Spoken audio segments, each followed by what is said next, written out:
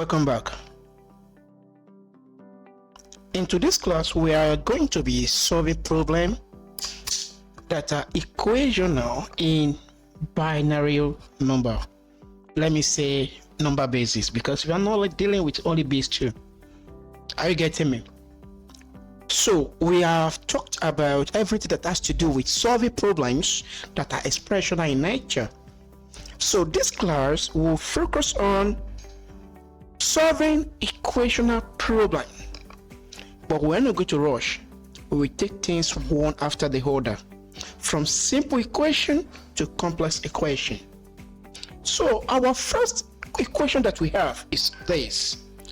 I want you to get to know that there are things that you need to know about equations that will enable you to solve problems very well.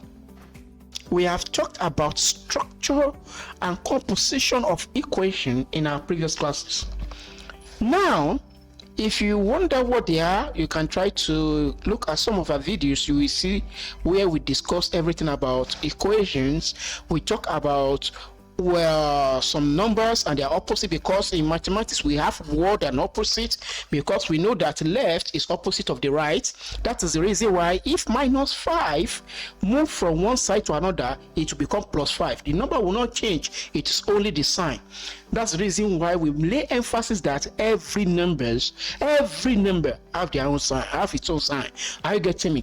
Now, this is a very simple equation. We have to solve it, but how do we go about it? You may be wondering that, oh, this equation is very tough, I can't solve it. No, you can't. Only thing that you need to know is basic principle. What are the basic principles that surround solving number basis?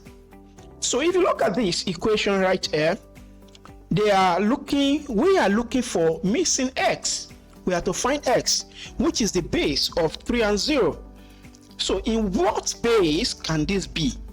To make the left hand side, which is 1001 base 2, to be equals to 30, or let me say 3, 0 in base x. What do you have to do? Don't forget the principle that you will have to convert the two numbers to base 10, because base 10 is our standard base. Every number can be converted to base 10, or you can try to convert everything to equal base, but the most easiest form of this one is base 10, because we know what to do when it comes to conversion of every number to base 10. So let us take it the first one. We have 10101001 base 2. We want to convert it to base 10. What do we have to do? That is the first digit. 1 times 3 plus what do you see that? So every digit multiplied by its base, then we'll number it from 0 from the right side towards the left in increasing order. So once we have all of this, what do we have to do? We have to add everything together. So with this one, we have converted this particular number to base 10. All we need to do is to find answer to this. Find the answer to this is not difficult. This is 1 times 2 raised to power 3. 2 raised to power 3 is equal to 8. So this one will be 0, because anything multiplied by 0 is 0. Are you getting me now? This one also will be what? 0. Anything multiplied by 0 is 0. Why this one will be what? 1 times 2 raised to power 0, that is 1. Obviously, this is nothing but what? 9.